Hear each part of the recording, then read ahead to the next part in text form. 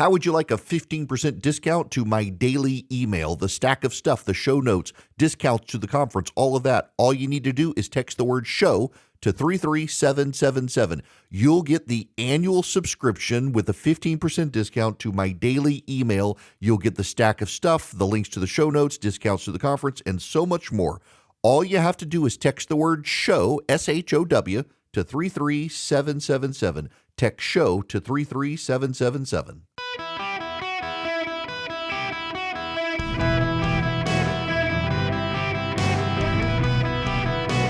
Welcome to the Eric Erickson Show podcast, Hour 2. Let me ask you a question. Welcome, it's Eric Erickson here. Let me ask you a question. What if a Democrat wins the White House in 2028, gets elected and sworn into office on January 20th of 2029, and on that day says there is a climate emergency, and I am going to impose a 50% tariff on all auto parts for combustion fuel vehicles to drive up the cost of vehicles in order to save the planet. I want you to think about this. I want you to think about this. A Democrat gets elected and says, you know what? I'm going to embrace Donald Trump's tariff policy, and I'm going to apply 50% tariffs to all parts for all vehicles to drive up the cost of an internal combustion engine-driven vehicle in order to force Americans into electric vehicles because Congress won't act, and uses the same power that President Trump did. Today in the United States Supreme Court, Donald Trump's Solicitor General John Sauer said that would be perfectly constitutional. That's right. Donald Trump's team before the United States Supreme Court said that would be perfectly constitutional and legal for a Democrat to do. Maybe you should rethink supporting tariffs. In fact, as I have told you repeatedly, there are people within the office of the President of the United States who are hoping like hell the Supreme Court says what the president has done is unconstitutional because they think he and other presidents need to be restrained from this power. And they view it as actually a good thing if the Supreme Court says the president cannot do this. Now, have I got good news for them? It sounds like we could get a 9-0 Supreme Court decision saying that the president's use of tariffs are unconstitutional. The Supreme Court today, it did not go well for the president. Now, to their credit, they also push back hard against the parties opposing tariffs. But it very much sounds like the Supreme Court really, really does not like tariffs. They had a lot of pushback in the argument. So one of the major concerns for the opponents of tariffs was what happens to the money and how difficult will it be to pay back. This is Amy Coney Barrett with Neil Katyal talking about that issue. And then if you win, tell me how the reimbursement process would work. Would it be a complete mess? I mean, you're saying before the government promised reimbursement, and now you're saying, well, that's rich. But how would this work? It seems to me like it could be a mess. So the first thing I'd say is that just underscores just how major a question this is. The very fact that you were dealing with this with quotas, there's no refund process to the tunes of billions of dollars or embargoes, but there is here. But for our case, the way it would work is, in this case, the government stipulated for the 5 plaintiffs that that they would get the refunds. So for us, that's how it would work. Your question, I take it, is about everyone else. We don't have a class action or anything like that. With respect to everyone else, there's a whole specialized body of trade law, and it's in 19 U.S.C. 1514 outlines all these administrative procedures. It's a very complicated thing. There's got to be an administrative protest. There was a harbor management case earlier that this court was involved with in the United States Shoe, in which, the refund process took a long time. There were any number of claims and equitable relief. So a mess. So it's difficult, Okay. absolutely. We don't deny that it's difficult, but I think what this court has said in the McKesson case in 1990 is that serious economic dislocation isn't a reason to do something. Northern Pipeline, you guys stayed your decision for a while in order to let the congressional process unfold. There may be a congressional process here as well. You may be able to also be that this court could limit its decision to prospective relief under the John Q. Hammons cases. There are options for the Supreme Court, but again, so the major questions doctrine is, it's an old doctrine, but that's been revived by the conservatives on the Supreme Court that has said these major questions have to be resolved by Congress.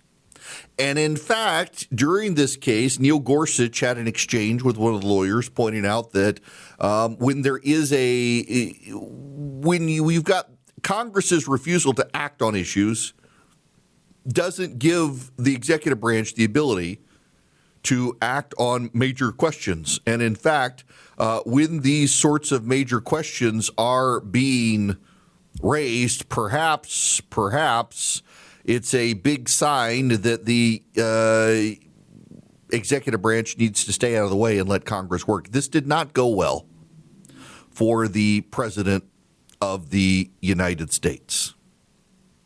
It didn't go well at all for his team. From Clarence Thomas to Ketanji Brown Jackson, there were lots of questions and lots of skepticism about how the tariffs were implemented and were they constitutional. Let me read you this from the summation from the Wall Street Journal here. President Trump's global tariffs appear to be on shaky ground after Supreme Court justices expressed skepticism during a hearing on Wednesday about his authority to impose sweeping measures on countries around the world. The president's top lawyer, John Sauer, the Solicitor General, faced sharp questioning during arguments in one of the most consequential economic and political cases to come before the court in decades.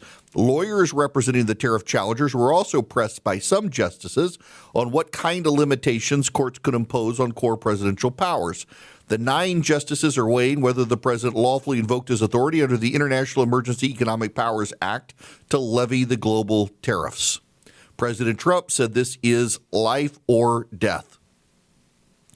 Over the course of nearly 3 hours, justices on both sides of the court's ideological divide asked questions that signaled skepticism of the government's claims that the IEPA give the president unbounded authority to impose global tariffs. The arguments weren't a complete rout, and conservative justices in particular made clear they were cognizant of Trump's broad power to address foreign affairs. However, traders on prediction markets stepped up bets President Trump would fail to persuade the Supreme Court. Chances of victory on Polymarket dipped to about 20% after Chief Justice John Roberts, Justice Neil Gorsuch, and the other conservatives expressed skepticism about the administration's position in their questions to Solicitor General John Sauer.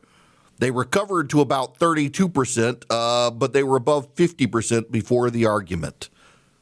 Justices Brett Kavanaugh and Sam Alito, 2 members of the conservative wing, expressed concern about limiting the suite of tools the president had to address emergencies if the court rules IEPA doesn't allow the use of tariffs. Kavanaugh noted the tariff President Trump imposed on India related to the Russia-Ukraine war. Alito wanted to know what Congress would allow the president to impose a ban on trade, but not on tariffs. Kavanaugh and Barrett asked about a donut hole of presidential powers, 2 pivotal justices. They noted that the challengers acknowledged the 1977 law at issue authorizes the president to impose trade embargoes on foreign goods or even shut down trade altogether for specific countries. But the challengers argue the law doesn't authorize the president to tax foreign goods. Your interpretation of the statute, as you point out, would allow the president to shut down all trade with every other country of the world, but would not allow a 1% tariff, Kavanaugh is raised to Oregon Solicitor General Benjamin Gutman. That doesn't seem to have a common sense behind it.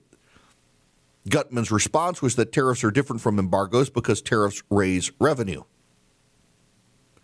Now, all that being said, Justice Gorsuch grappled with textual concerns. Justice Alito suggested the president could reimpose the tariffs under different laws as well. Justice Alito seemed somewhat friendly to the interpretation that the president was using, but generally they all seemed pretty skeptical. Justice Barrett pressed the administration on their extraordinary threat argument. Justice Kavanaugh questioned the unprecedented use of a wartime law. And Justice Kavanaugh was actually pretty hostile. After remaining silent for the first 45 minutes of arguments, Justice Gorsuch didn't hold back when he finally spoke. For 10 full minutes, he launched a series of skeptical and openly hostile questions at the Solicitor General. The frosty reception from Gorsuch is an ominous sign for the administration. There's almost no realistic way for Trump to obtain 5 votes without Gorsuch, who was Trump's first appointee. Justice Gorsuch hammered the Solicitor General on the separation of powers. What would prohibit Congress from just abdicating all responsibility to regulate foreign commerce, he said. Justice Alito offered a mild note of skepticism, suggesting that the Trump administration's reliance on Yoshida International, a 1975 lower court decision, was not the slam dunk they seemed to think that it was. And Justice John Roberts offered deep skepticism of the case, as did Justice Amy Coney Barrett, asking the Solicitor General if he could identify any other statute that uses the phrase regulate importation that gave the president the power to impose tariffs. The Solicitor General said Trading with the Enemy Act had been given authorization to impose tariffs, and IEPA replaced that law. Barrett pointed out Congress changed the language. Obviously, the liberal justices came out swinging. The Solicitor General claimed that the tariffs were not an issue of raising money, that it was only incidental. However, at the same time that the Solicitor General was raising that issue, the Trump administration on social media was bragging about how much revenue was being raised. And then there's this. Justice Thomas kicked off the questioning by asking Solicitor General John Sauer about his contention that the major questions doctrine shouldn't apply to the case. Under the doctrine, the court has said the executive branch needs extremely clear authorization from Congress in order to meet policies of vast economic and political significance. The Supreme Court struck down several Biden administration initiatives under the major questions doctrine. The challenge to Trump's tariffs could hinge on whether the justices believe the doctrine applies here, and Clarence Thomas seemed to think it might. Ladies and gentlemen, I have to tell you, I don't think this ends well for the Trump administration. I want to go back to the Georgia Public Service Commission situation real quick here in Georgia. In Georgia, the state's divided up into districts that the public service commissioners have to live in. This is the entity that regulates utility rates. They have to live in these districts, but they're still voted on statewide. And the Democrats in the state claimed that that was discriminatory. It prevented black representation, et cetera, et cetera, et cetera. They lost the case. They lost that battle in court. But they won the war. They just got 2 Democrats elected because the result of the lawsuit was to push the election into a municipal election year where more Democrats always turn out than Republicans, and the Democrats won. They got two elected officials statewide. Donald Trump, by going to the Supreme Court and fighting tariffs, is probably going to lose, and that's actually going to win him the battle or win the war. He's going to lose the battle at the Supreme Court. But the Supreme Court, by getting rid of tariffs, is going to cause the economy to explode. Already, all of the major indices are up today, and every single analyst is saying it's because the Supreme Court seems so hostile to tariffs.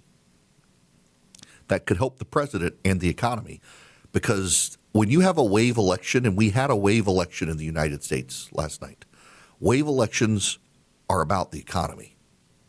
You can make it identity politics. You can make it about immigration in New York. You can make it about the rise of socialism. You can make your pet issue. But historically in this country, when all the elections across the country go in one direction, it's the economy that is the issue.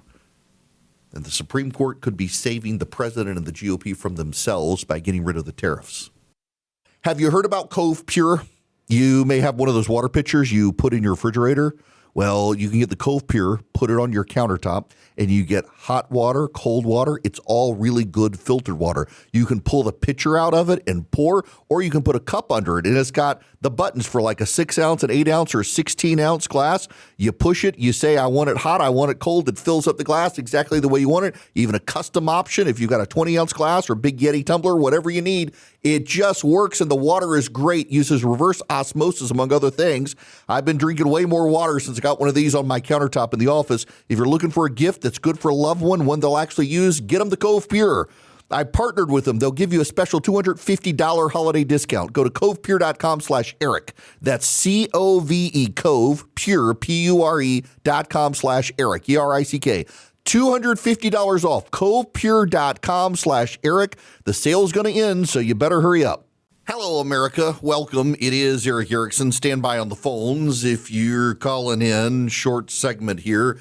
I gotta say one thing to all of you Republicans out there who are very concerned about last night.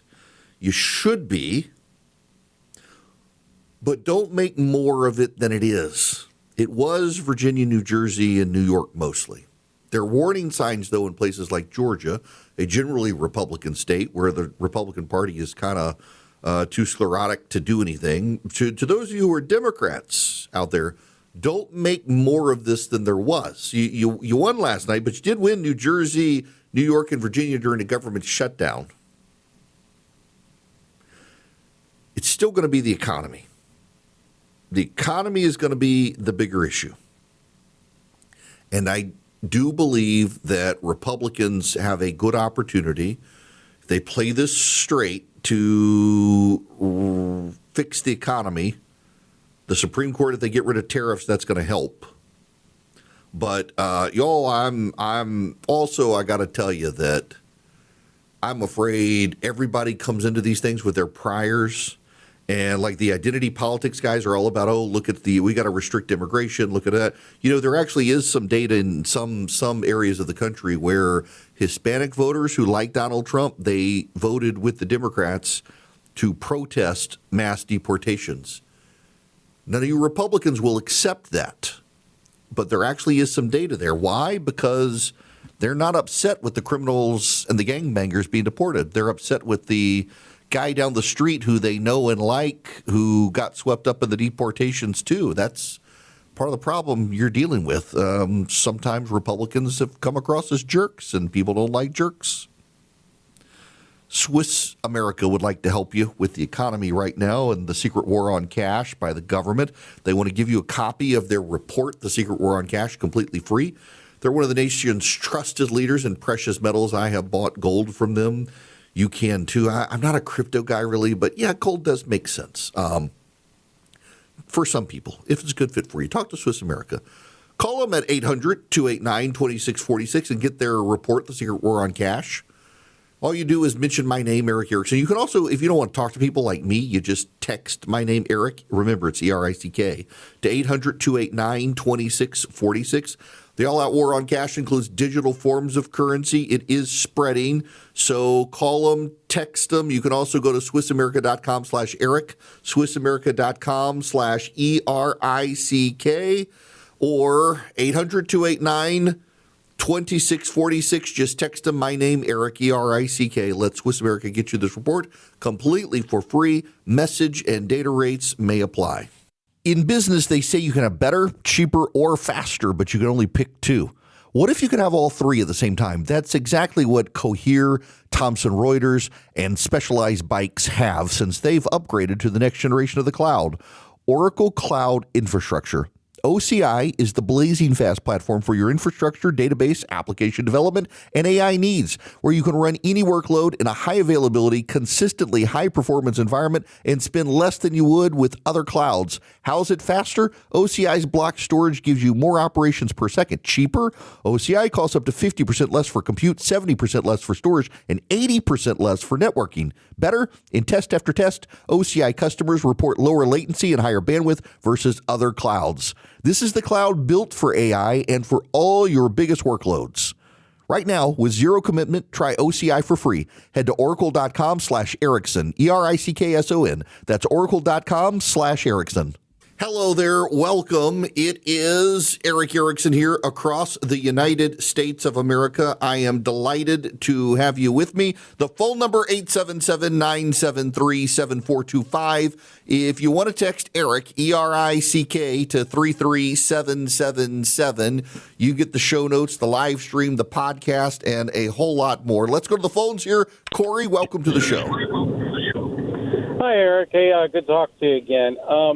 Of course, it's never a dull moment, I guess, when you got Donald Trump in the mix of things. I guess it's like a fly in the soup for most Democrats. But my question would be is that, okay, the Supreme Court rules against Donald Trump and the tariffs and everything else.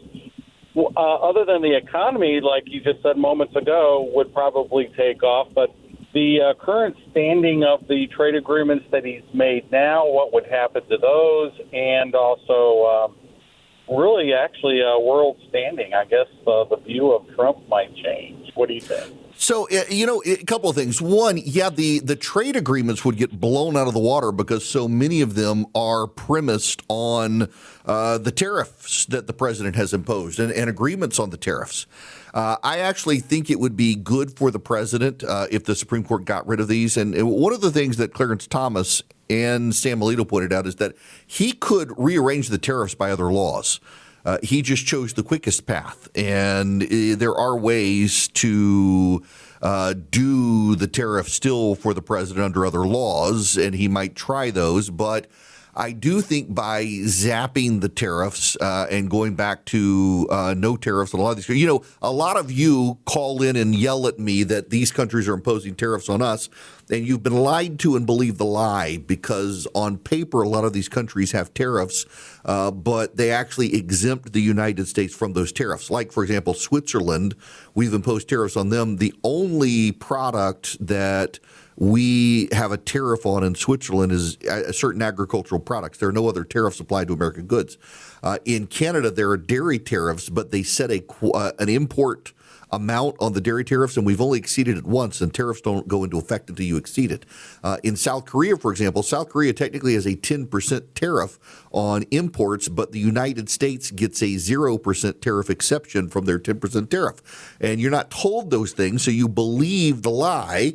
And you yell at me when I tell you the truth. And I get that. It's the nature of the beast. That being said, if the president has to wipe out the tariffs, the president does have other things he can do under IEEPA. So, for example, if they decide they're going to keep their tariff on us after the Supreme Court has said the president can't impose tariffs, the president can use IEEPA to say, well, you've actually not allowed to import into the United States at all. That was one of the issues Brett Kavanaugh raised today, is under IEEPA, the president can regulate imports. Now, the issue is a tariff or regulation, and the actual issue of a tariff is it's a tax under Article 1, Section 8, Clause 1. Regulation is Article 1, Section 8, Clause 3. And the president can ban the import of goods from these countries. So let's say the president says to Vietnam now, I can't have a tariff anymore. We want you to get rid of your tariff. And Vietnam says, no, we're going to keep our tariff. The president can say, okay, no goods from Vietnam can be imported into the United States. He can totally do that under IEEPA. So he still has a cudgel to use against these businesses or these countries. Now, I want to shift to the filibuster. I'm frustrated with the president because the president has decided that he's going to make just getting rid of the filibuster the big deal for getting rid of the government shutdown. By the way, Republicans and Democrats are in the process of cutting a deal. The government could open by the end of this week or next week. The Democrats, it's very clear, were waiting for last night to happen so that they didn't turn off Democratic voters from going out to vote. They needed the surge, the angst, and the energy. This is the president today. The biggest thing is the filibuster. We have to get the country going. We will pass legislation at levels you've never seen before, and it'll be impossible to beat us. By the way, if they do, they're going to do it anyway, and they are going to immediately do the filibuster. And when they do the filibuster, they're going to pack the court. They want at least five justices. Now I hear it's up to 5. I actually heard up to 7 and up to 9, okay? They want new judges. They want to pack the court, and they will do it in the first day, maybe the week. Maybe they'll slow it down because there's no reason to rush. But they'll do it first week. They'll vote on this. And I have friends over there that are Democrats. I'm close to a lot of people.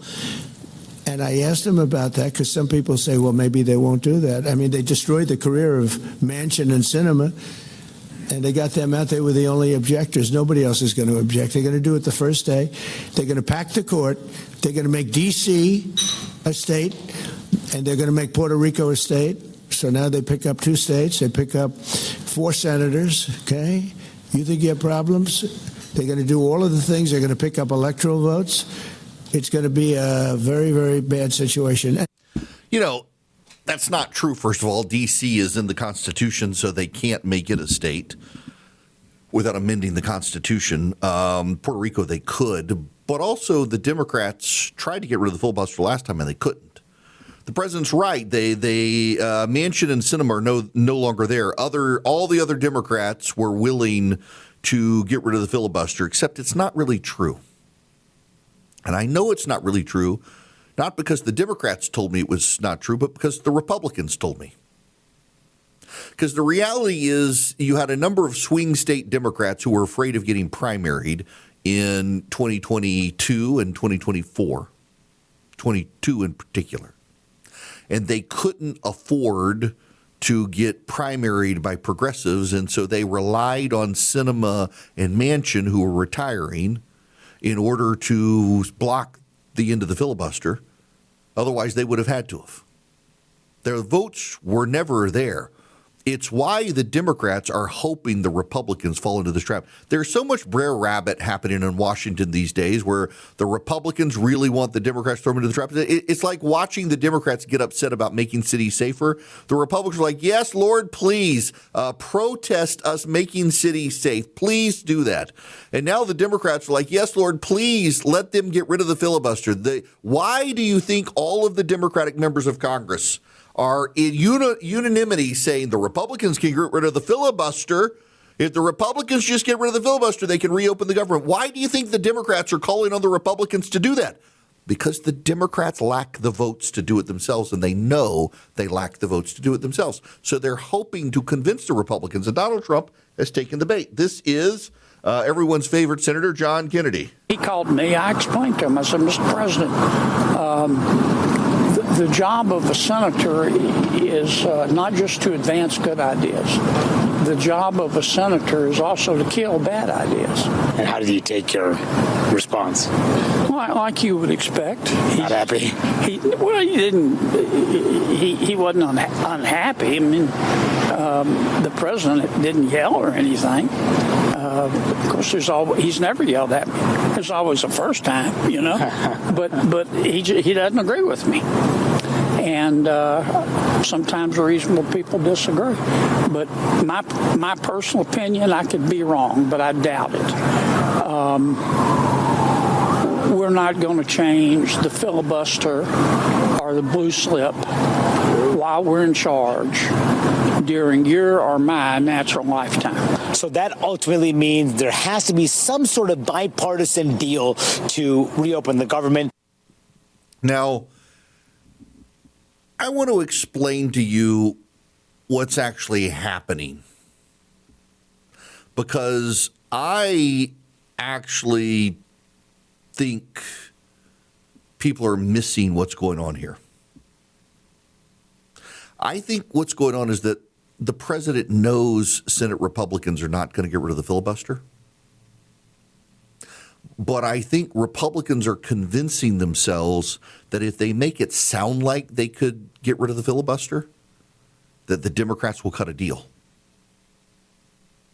The Republicans are saber-rattling about getting rid of the filibuster because they want the Democrats to cut a deal to reopen the government. I think that's what's going on here. Now, here's the problem for the GOP, is that the Democrats really want the Republicans to get rid of the filibuster because the Democrats don't have the votes to get rid of the filibuster. The Democrats would not be sitting here right now telling Republicans, get rid of the filibuster and you can reopen the Senate if the Democrats had the votes to do it themselves. Why would they want the Republicans to get rid of the filibuster right now? If the Republicans got rid of the filibuster right now, the Republicans could pass nationwide voter ID. The Republicans could pass all sorts of things to make it much harder for the Democrats next year. Remember, the Democrats believe democracy, or they claim to believe democracy is a threat. Why would Democrats be calling on Republicans to end the filibuster right now? Because the Democrats don't have the votes. The Democrats don't have the votes. I think what the president is doing is someone has convinced the president that if you saber rattle about killing the filibuster, Democrats are going to come to the table scared that you'll actually do it. They're talking past each other. You see, neither side in Washington trusts the other these days. Neither side trusts the other to keep their word or anything else. I personally think what the Republicans in Washington should do right now is bring back the real filibuster. Because both sides, let's be real honest, the Republicans and Democrats alike use the government shutdown now to hold hostages for their own agendas, and I've been supportive of it. But I think it matters more if you bring back a real filibuster at this point. Bring back the real filibuster. Make them stand and make them talk. Make them stand and make them talk and prevent them from going home. Because here's what happens right now is you come in, you vote, you don't get 60 votes, and you say, okay, go home and sleep comfortably in your own bed. Instead, they should bring in the cots and make them all hang out there and make them force each other to talk to each other and get into the back rooms and cut the deals to reopen the government and end the filibuster. We're just prolonging the filibuster, letting these guys sleep comfortably in their beds while there are now people out there starving. So bring back the real filibuster. Keep the filibuster, just make them actually filibuster. They're not filibustering right now. You understand that, right?